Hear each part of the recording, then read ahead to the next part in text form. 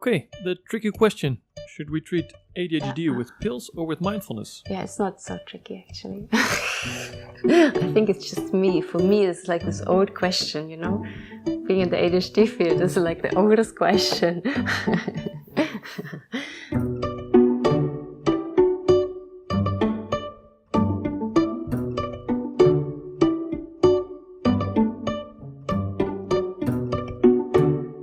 What is ADHD? So ADHD is characterized by two symptom dimensions, inattentiveness and hyperactivity impulsivity.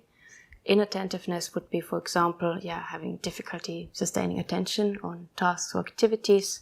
Hyperactivity impulsivity would be things like being always on the go, high levels of motor activity, also having difficulty waiting turn.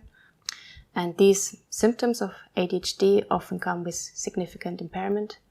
For example, a child with ADHD may really struggle to listen to the teacher. They often miss instructions, generally having difficulties to pay attention in class. As a result, children with ADHD also often have severe problems at school. They often struggle academically, also often struggle in terms of peer relations. You're a project leader of a study called MindChamp. Where does this stand for and what is the study about? This stands for Mindfulness for Children with ADHD and Mindful Parenting, like a Mind Champion. It's a group-based training. So we have a child group and a parent group. They take place at the same time in parallel rooms. And the children basically get mindfulness-based intervention adapted from MBCT, mindfulness-based cognitive therapy.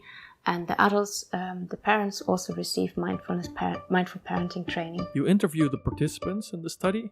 What are the results that they report? A big effect that a lot of parents talk about is that they are less reactive in their parenting. So, for example, they would say, normally my child did something and I would just explode. And then, of course, the whole situation would escalate. Whereas after the mindfulness training, they say, okay, they take a 3-minute breathing space, they just take a breath, and instead of immediately reacting, they may think, okay, let's just talk about this and basically de-escalate the whole situation. And what a lot of the families, a lot of the parents have told us is that as a result, the stress levels in the families have really calmed down. Are the results the same for everyone or do they differ? What we find is there's a lot of variation. So some children also might find that mindfulness really doesn't work for them, and that it's not compatible with them. Some children even have some sort of aversion to mindfulness. They really don't want to do it. So it's also seems to be very specific effects. For some people it seems to work really well, and for others it seems to have no effect. So in other words, there's a lot of heterogeneity also in treatment's effects, and that's why I think it's also important to find out more about for whom is mindfulness suited. I understand it's a difficult question to answer, but let's try. Pills or mindfulness? What I can say is that there is a big need for alternative treatments or additional treatments for ADHD.